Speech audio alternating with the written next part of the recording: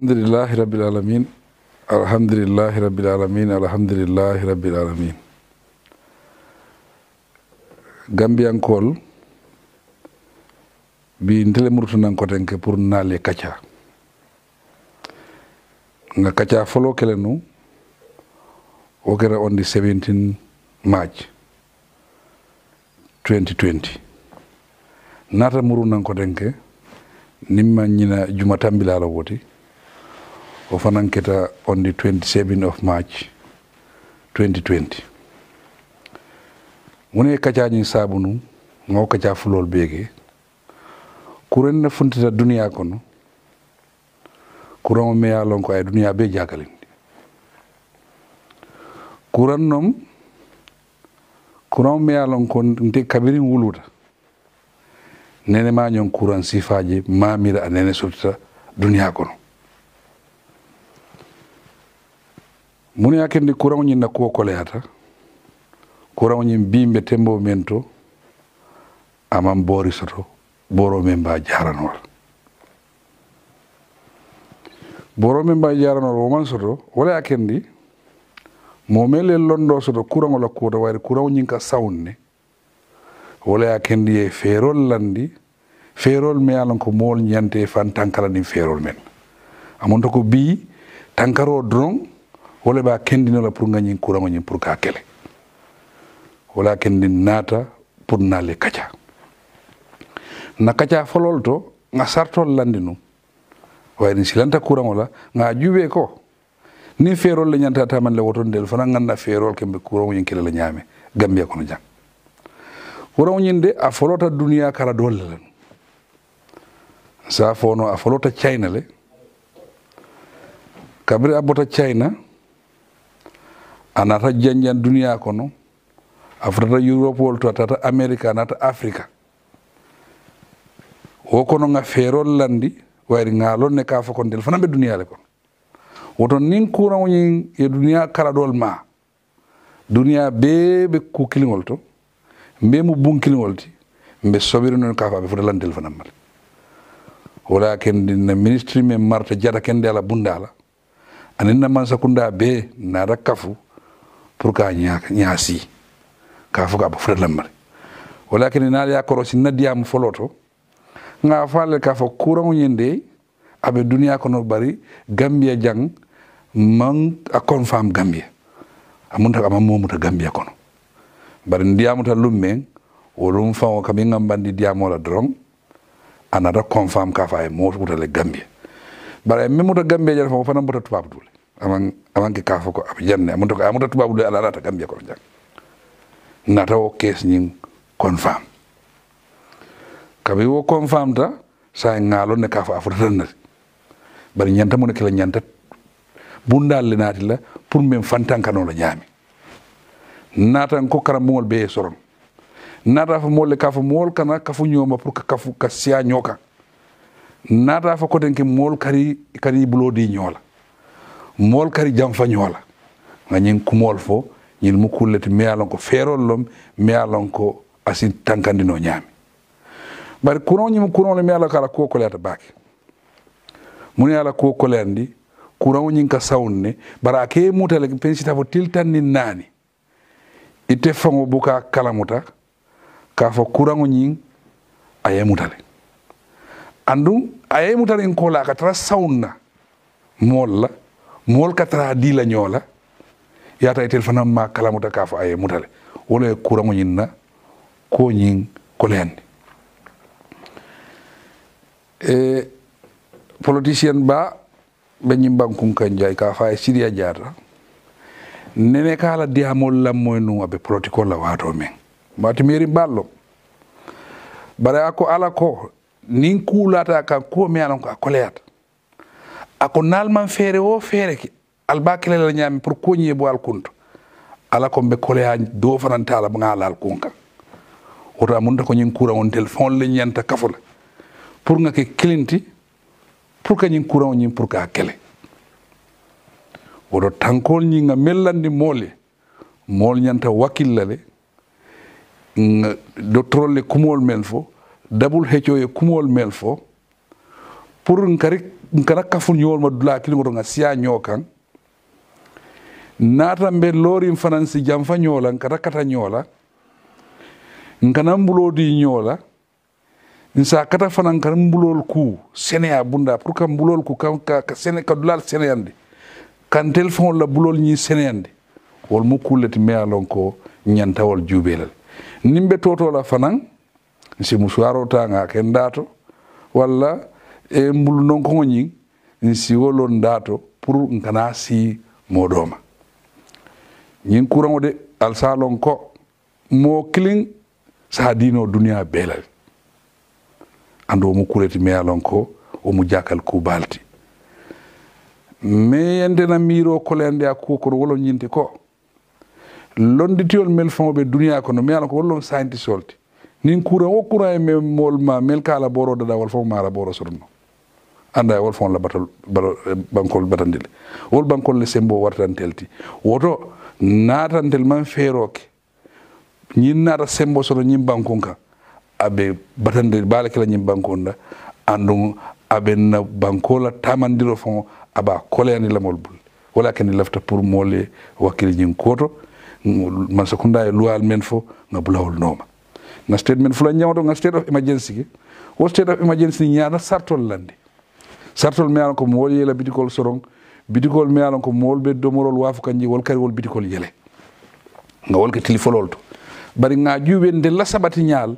wol mu kullet me ala koleata wala yakene nga luwañi lam fondi demandi nga juube modol si continuer la business wala bari sartol men bi je me ko mol kana sabati ñoka mol kana kata ñola hani sa mol si continuer ngari wolke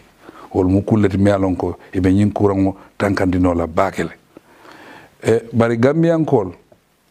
al salon ka fa ko man sakunda de kabe ñin ku wulta don tel wulta ngan te aussi akko no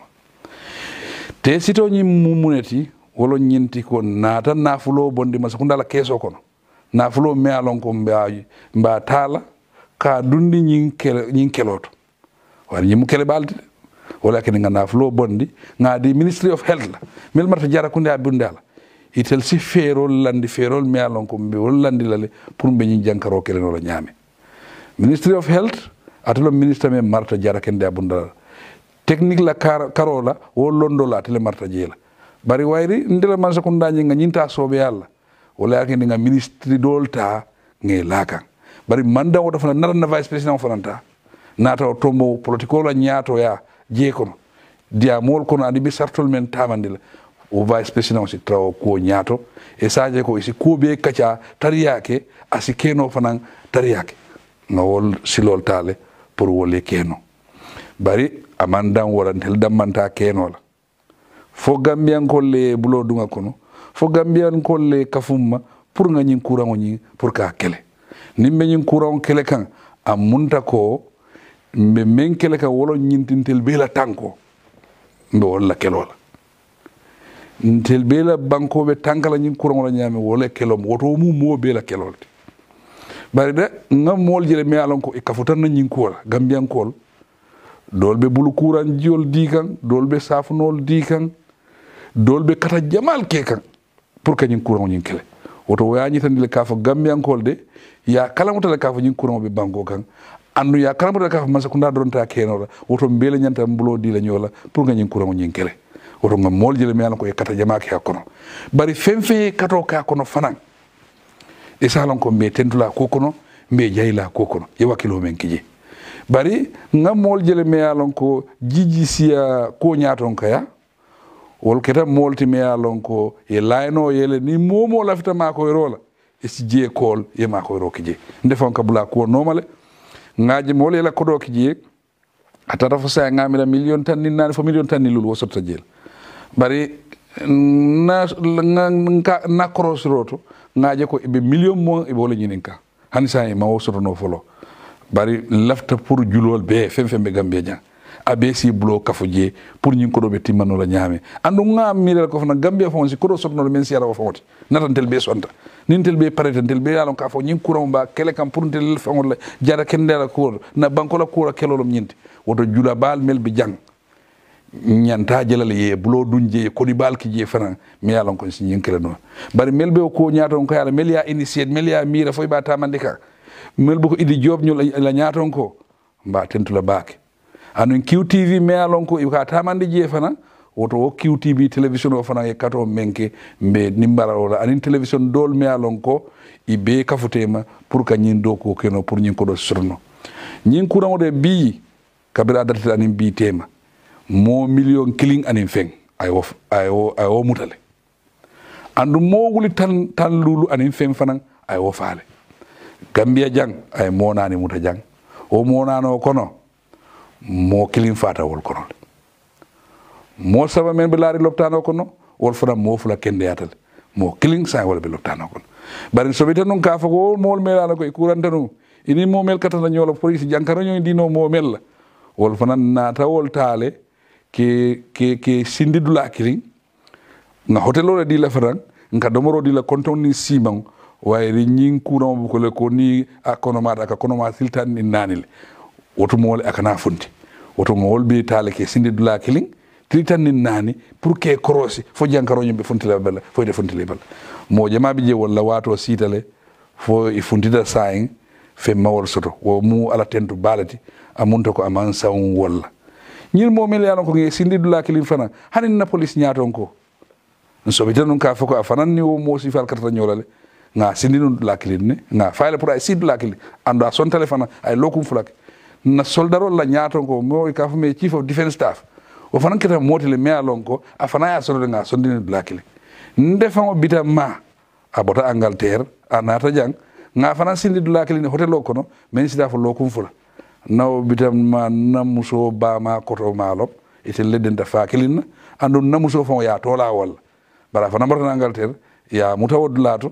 akuo sidamma ngoy ko bari jata ko ndala bunda wala kumata ko beti woto anyanda sonnale ya kije ka fo persina mo bitango o ma fana bondi je woto fana beno jere kata fo lokum fula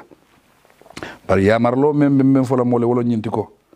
mol ka diamu le television to e ka diamu radio to bari lafta ni momo be diamu la television to e be diamu la radio to fana e si diamul fo diamul me alon ko be nyin courant la kelo mako la kana diamu fo diamu e be mol kristais la ye diamul fo me alon ko abe nyin ko murundi la koma e si mol la hakilo nyin jagasi fo ko nyi isaji ko ita famula ita mi la kukumati kelo nyi isi lamfu kelo nyin ko man lafi wala lafta mobe ke kankilindi wala kendi ngbe mobe kumandila e Gambian ko ni muyti ba e manke Gambian ko ti bang bare be Gambia kono jang oto Gambia la jata kende ani Gambia la nyatota o nyata kele la sulote nyimu kulati ngafo no nyame nene ma nyonji duniya kono bi pleno buka bori kata banku ni banku tema mol be yela e apotol soron juma nene ko sifaji mol sina yela bodal soron Senegal bi Senegal continent Gambia Gambia continent Senegal bodal be soron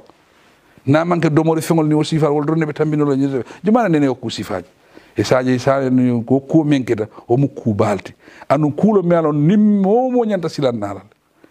nandu ni nyanta silan nala fa nyanta baro le kala baro men ba kendi la fo benyin ko kele nola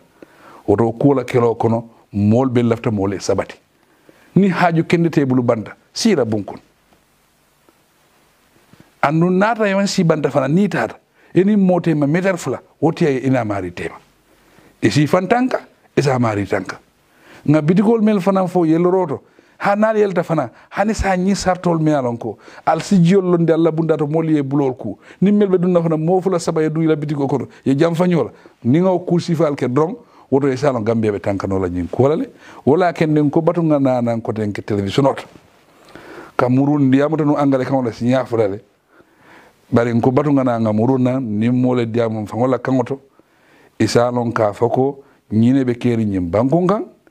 kulo mealon ko ay dunia bele beng amanke Gambia dronti kelo nyin fana dunia bela kelolom woto be nga wakili nga continue nga kelo nyinke bari fenfen yalon ko yidunta men na je ye transule ki jiba ye talale ki jiba mbabe ni barala momel yalon ko e kato ka ko dum GCCI e kato men ke nyin koto idi jobla nyaton kayato mbe tentula mbe jayila andu mol fana e contribution o men ke fana listo be ya nati yale boren laftale gamben ko hansa ye bulo lafa wari ngam mollonde mi ko kodo jamala be bulu e manke ko president Adama Barrow be nyame wol mum mollete mi ko isima ko jama ke no nyin ko kono andu al salon ka fefe ma ko roki ya listo be nata nyire ngabe jele ngabe kalamutale wara mbal be tentula mbal jayila tentro ni jayro mba futande na mol melbe na santol fananto amunta kon na governor melbiji na chairman area council chairman melbiji councilol melbiji sate alkalol VDC ani volontial mol mi yalon ko ifan ka volontier pour ka fu molma pour ka nyin courant nyin pour ka kele nga fo nyamin nyin courant dunia be la kelolo nyinte woto dunia be la nyanda ka fla ka kele woto Gambia jang mbe femfe yalon ko ay kato ke nyin ko kono pour ka nyin courant nyin kele mba be tentula mba be jayila kelo ma ban folo de laftanu mole continue kelo nyin be nyaadi mbe fantankaro no nyaam kelo nyin be sembo wolde jara boritiji hani mel couranta ni be jara la courant men yo courant mul yara la borole ko wolle ta ke jara wol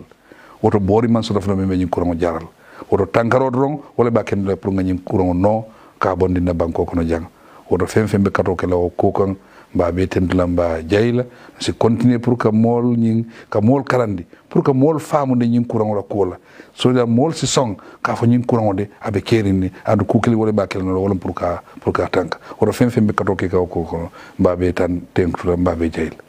mbe mol tentula especially momel yalon ko wollum na doctor olti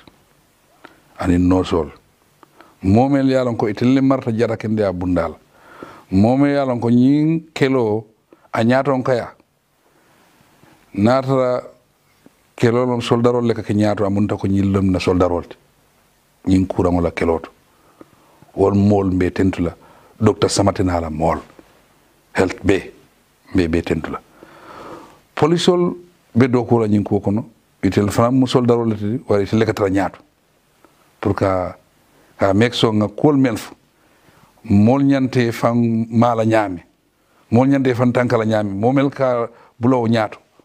wol falam polisol leti o polisol fana woto mbe wol fana tankala mbe wol fana tentula mbe jayila ibe kato men kan kato ñim fana nga continue mo mantra ke ka moyede e ba ke kan gambiale e ba ke kay fangole woto mu kuleti mi ala ko national duty lom bari ni moye do koke nimbara ñi balabata ñi abuka bono bari pour que juso ñi la o betata jele wala ke nimba falale al nimbara dina ñaton kol e kata jama ke ñin ko ko wari ngamen faala ñin keda kuleti mi alon ko monen maaji duniya kono jumol le soron misilo le soron mol bu kata jama salola wol mo kuleti mi alon ku ko le mbalo anin Christian ñaaton kol wol bebe dina ñaaton kol le kono bari ka ciociol soron mol bugata cioc la dimanche lungol wol mo kuliti mera dina masoro dunya ko woto natantel be nganna dinol la kol landi je nga jata kende ajube nga jata kende ak ñaato o mo kuliti mera ko kukum ma balom yalo haño menti amanke kafu kata ka lo ini molle kele bar haño menti ye toñaaje e songal woto ka toñaaje ka songal ka fa ñinde bundal de bunda mela be tankaro nat la be tankaro ñi bambandi la Gambia kon ka mol tanka ke fan tanka o mo wajibi mobile do ko lo woti bari alle kato menke woto o mo kuleti me alon ko fo ngal tentu woto mal jeyi war ni aje o soriyata mol bulu altelle ya ko nyaton ko ya war alla jamalo nal diamu talle jamaa e don ngamol e kal moyle woto ngal ne ka fo jamal ñi sontal male bari alle kato menke je fo ngal fanan tentu ngal jeyi